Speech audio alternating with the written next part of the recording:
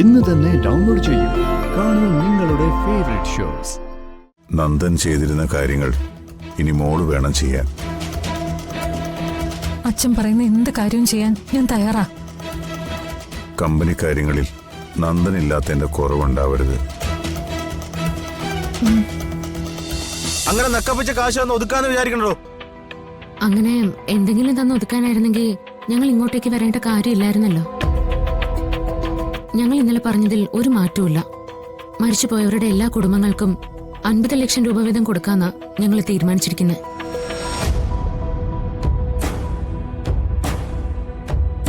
ആ തുകയുടെ ചെക്കുമായിട്ടാ ഞങ്ങളിപ്പോ വന്നിട്ടുള്ളത്. അയ്യോ ക്ഷമിക്കണം കേട്ടോ.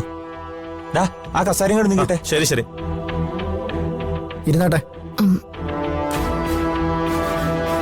വേണ്ട, നമുക്കിടയിൽ ഒരു വേർതിരിവിന്റെ ആവശ്യമില്ല.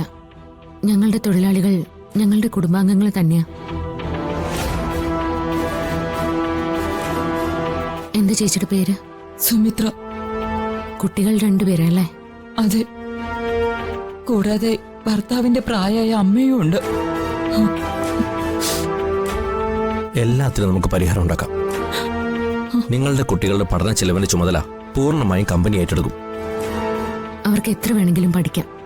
അതിനു വേണ്ടുന്ന പണം എത്രയായാലും അത് കമ്പനി ചെലവാക്കിക്കോളും. നിങ്ങളെപ്പോലെ തന്നെ ഒരു സ്ത്രീയല്ല ഞാനും. എനിക്ക് നിങ്ങളുടെ വിഷമം മനസ്സിലാവും. ഈ 50 ലക്ഷം മരിച്ചുപോയ നിങ്ങളുടെ ഭർത്താവിന് പകരമാവില്ല എന്ന് എനിക്കറിയാം. പക്ഷേ ഇനി മുന്നോട്ടുള്ള ജീവിതം ഭദ്രമാക്കാൻ ഈ തുക നിങ്ങളെ സഹായിക്കും. സച്ചേട്ടാ, അത് കൊടുത്തേക്ക്. വക്കീലെ,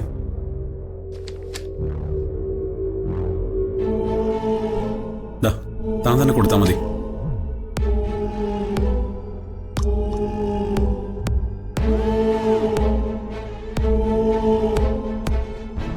ഒന്നുകൊണ്ട് വിഷമിക്കണ്ട. എന്ത് സഹായത്തിനും ഞങ്ങൾ നിങ്ങളോടൊപ്പം ഉണ്ട്. എന്താവശ്യമുണ്ടെങ്കിലും ഞങ്ങളോട് പറയാൻ മടിക്കണ്ട. എന്നാ പിന്നെ ഞങ്ങൾ ഇറങ്ങട്ടെ.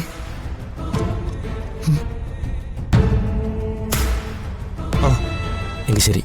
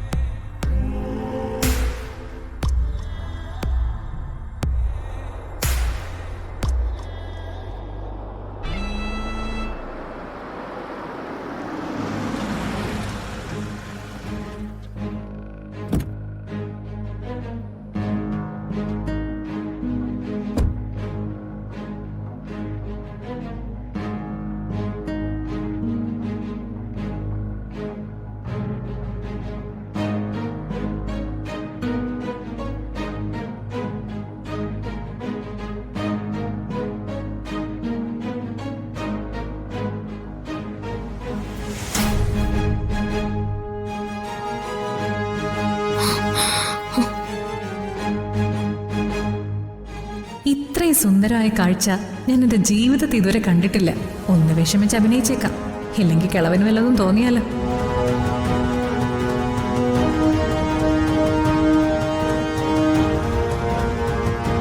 അച്ഛാ,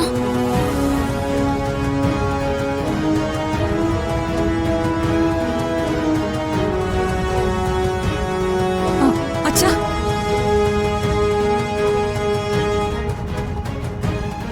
അച്ഛാ,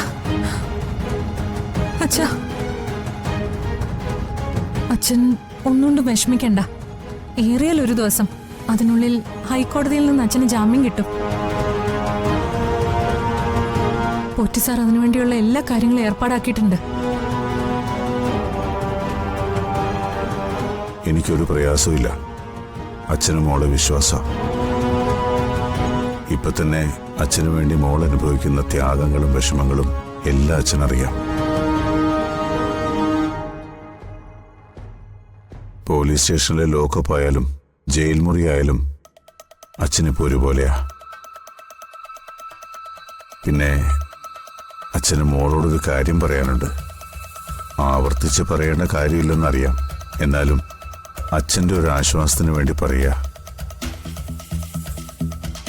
അച്ഛൻ ജയിലിലായാലും സാരമില്ല. നന്ദന്റെ കാര്യങ്ങളിൽ എന്ന പോലെ കമ്പനി കാര്യങ്ങളിലും ഇനി മോളുടെ ഒരു ശ്രദ്ധ വേണം.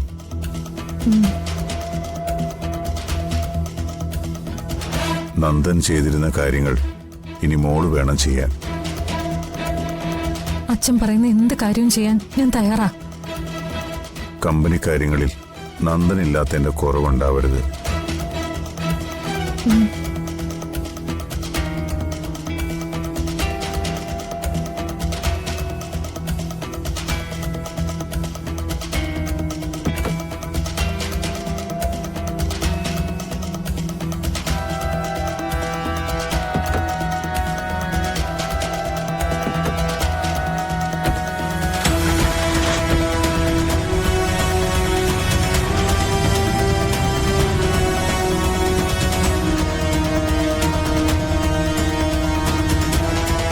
താൻ കാറിലിരിക്കെ, ഞാൻ വക്കീലിനെ ഒന്ന് കണ്ടിട്ട് വരാം.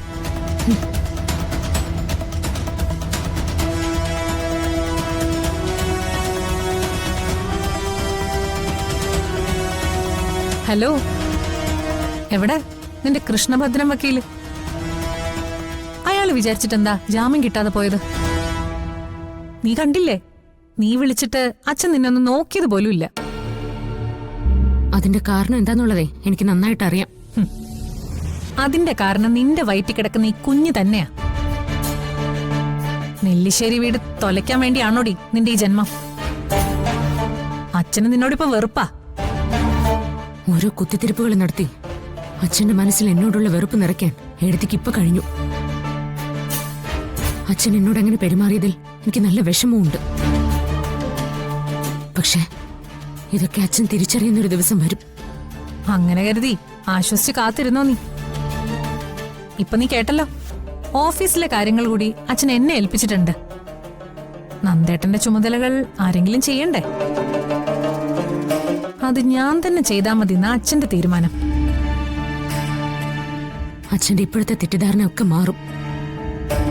അവസാന വിജയം സത്യത്തിന് മാത്രമായിരിക്കും.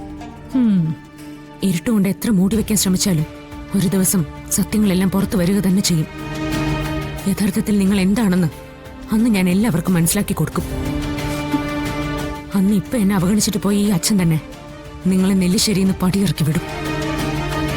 അതിനുവേണ്ടി കാത്തിരുന്നു നിങ്ങൾ. നമുക്ക് കാത്തിരുന്ന് കാണാം. എന്നോട് എതിർത്തവരെല്ലാം അതിന്റെ ഫലം അനുഭവിച്ചിട്ടുണ്ട്. ഇപ്പോ നന്ദേട്ടൻ കിടക്കുന്ന കാഴ്ചയും നീ കാണുന്നില്ലേ?